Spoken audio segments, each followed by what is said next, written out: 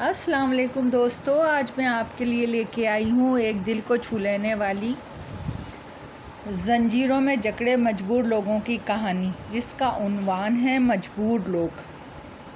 حمید کا خاندان گاؤں میں رہتا تھا۔ صدیوں سے گاؤں والے زمیندار کے مقروض تھے۔ ان پر اتنا قرض چڑھ چکا تھا کہ وہ قرض کے بوجھ میں دھنسے ہوئے تھے۔ حمید 8 بہن بھائی تھے۔ باپ مر چکا تھا۔ ماں اور بھائی زمیندار کے گھر کام کرتے تھے۔ کسی بھی بہن کی شادی جہیز نہ ہونے کی وجہ سے نہ ہو سکی تھی۔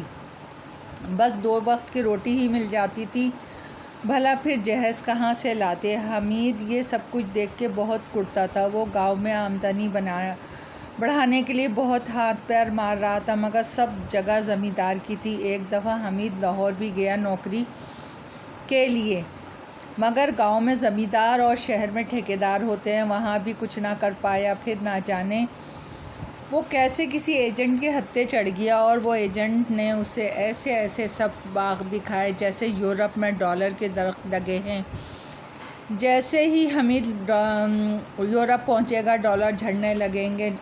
ایجنٹ نے حمید سے کہا، تم 9 لوگوں کا اور انتظام کر لو تو میں تمہیں آدھے پیسوں میں لے جاؤں گا۔ حمید اپنے گاؤں کے 9-10 لوگوں کو راضی کر لیا، مگر کچھ کا پیسوں کا مسئلہ تھا۔ پھر کچھ کے ماں باپ بھی اپنے بیٹوں کو اتنی دور نہیں بھیجنا چاہتے تھے، مگر گاؤں کے لڑکے زمیندار کے ظلم سے باغی تھے۔ اب ان کو موقع مل گیا تھا زنجیروں کو توڑنے کا۔ حمید نے بھی ادھار کر کے پیسے اکٹھا کر لیے تھے، اور وہ سب مقررہ وقت ایجنٹ کے بتائی ہوئی جگہ پہنچ گئے۔ ایجنٹ نے اپنا بقایا پیسہ سب سے وصول کیا، پھر ایک بند گاڑی میں 20-25 کے قریب لڑکوں کو بھر کے آگے بھیج دیا۔ حمید کی گاڑی آدھی رات کے وقت ایک بہت دور سمندر کے پاس جا کے رکی۔ 2 آدمی جن کے چہروں پہ نقاب تھا، وہ دروازہ کھول کے کرخ آواز میں بولے، جلدی کرو، لاؤنج میں بیٹھو۔ وہ ہمیں دھکا دیتے ہوئے بول رہے تھے۔ ہم لوگ باہر نکل کے ابھی سیدھے بھی نہیں ہو پائے تھے، دوسرے آدمی نے ہمیں پھر دھکا لگایا اور بولا، چلو رے۔ ہم سب اپنے اپنے بیگ کے ساتھ لاؤنج میں ٹھس گئے، اور اندھیرے میں لاؤنج نامعلوم منزل کی طرف روانہ ہو گئی۔ لاؤنج اوور لوڈ تھی۔ ہم بھیڑ بکریوں کی طرح لاؤنج میں بھرے ہوئے تھے۔ کچھ دور جا کے کوسٹ گارڈ کی سرچ لائٹیں ہماری لاؤنج کو سرچ کرنے لگیں اور تعاقب میں بھی لگ گئیں۔ ہماری لاؤنج کا ملہ گھبرا گیا اور تیزی سے لاؤنج موڑنے کی کوشش کی۔ ہماری لاؤنج الٹ گئی۔ سنگاپور کے شہر کے قبرستان میں 25 تابوت ایک ساتھ رکھے ہوئے تھے۔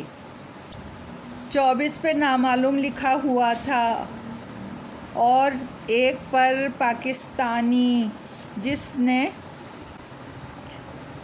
میں سنگاپور کی انسانی حقوق کے متعلق ایک تنظیم کا ملازم تھا۔ مجھے پاکستان سے آئے کچھ زیادہ عرصہ نہیں گزرا تھا۔ میرا نام اویس ہے۔ ہماری تنظیم ایک مالدار بیوہ عورت نے بنائی ہے جس کے شوہر کو افریقہ میں قتل کر دیا گیا تھا۔ میری ذمہ داریوں میں یہ ذمہ داری بھی تھی کہ میں غیر قانونی طور پہ داخل ہونے والے کی مدد کرنا، موت کا شکار ہونے والے یا پولیس کے ہتھے لگنے والوں کو قانونی تحفظ دینا۔ سنگاپور کی پولیس نے اپنا کام کر لیا تھا، اور نامعلوم افراد کی پکچر بنا کے انہیں سرد خانے میں رکھ دیا گیا۔ ہماری تنظیم نے ایک پاکستانی کے جسم پہ اس کا پاسپورٹ بندھا ہوا تھا۔ وہ پاکستانی پنجاب کے شہر گاؤں سے تعلق رکھتا تھا۔ میں نے اس کے گھر اطلاع کی، اس کے بڑے بھائی کو سنگاپور بلانے کی تیاری بھی کی۔ حمید کے گاؤں میں کوہرام مچا ہوا تھا۔ گاؤں کے 10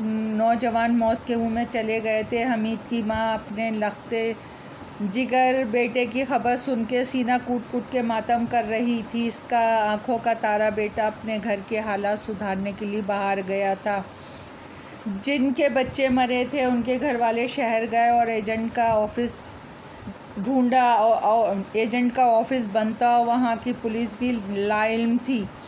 میں حمید کے بھائی کو لینے ایئرپورٹ گیا۔ وہ ایک دیہاتی سا نوجوان تھا۔ اس نے پرانا شلوار قمیص پہنا ہوا تھا۔ وہ میرے گلے لگتے ہی رونے لگا۔ اس کا غم اس کی آنکھوں سے بہہ رہا تھا۔ میں نے اسے تسلی دی اور اپنے آفس لے آیا۔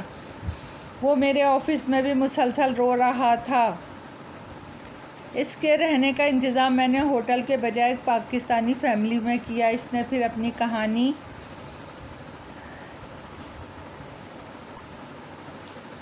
اس کی کہانی سن کر میری آنکھوں میں دکھ سے آنسو آ گئے۔ میں نے اپنی آنکھیں بند کر لیں۔ پھر دوسرے دن حمید کا بھائی ہمارے ساتھ مردہ خانے گیا۔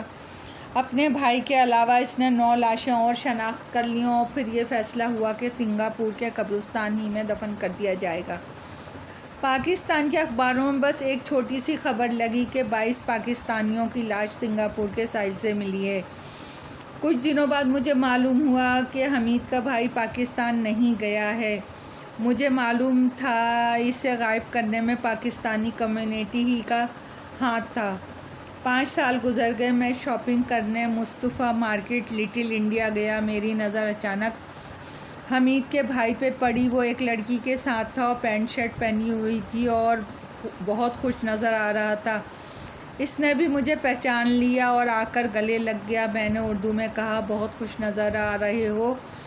وہ بولا، جی میں بہت خوش ہوں، یہ میری بیوی لورین ہے۔ اس نے ہاتھ ملایا۔ میں نے جواب دیا۔ میں نے لورین سے بھی مصافحہ کیا۔ وہ بہت خوش اخلاقی سے ملی، پھر ہم سے معذرت کر کے کچھ لینے چلی گئی۔ ہم دونوں چائے پینے لگے۔ حمید کا بھائی سمد بولا، آپ مجھ سے ناراض ہوں گے کیونکہ میں غائب ہو گیا تھا۔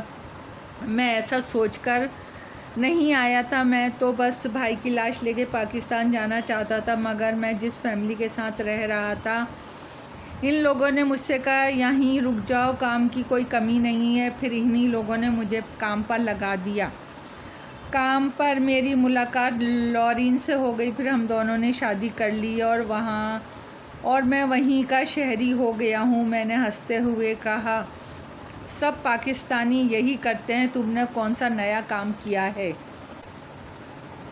وہ پھر بولا، میرے بھائی کی قربانی سے ہمارے گھر والے تو جی گئے، زمیندار کا قرض بھی ادا ہو گیا اور میری بہنوں کی شادیاں بھی اچھی جگہوں پہ ہو گئیں۔ اب میں اور لورین جلدی پاکستان جائیں گے گھر والوں سے ملنے۔ گھر والوں کی سکھ کے لیے ہی تو میں رک گیا تھا۔ آپ سے چھپ کر اس کی نظروں میں سوال تھا، میں نے غلط تو نہیں کیا صاحب یہاں وہ رہ کر؟ میں نے اپنے آنسو پیتے ہوئے کہا، تم نے کچھ برا نہیں کیا میرے دوستو۔ کہانی پسند آئی ہو تو سبسکرائب اور لائک کیجیے گا۔ آپ کی دعاؤں کی طلبگار۔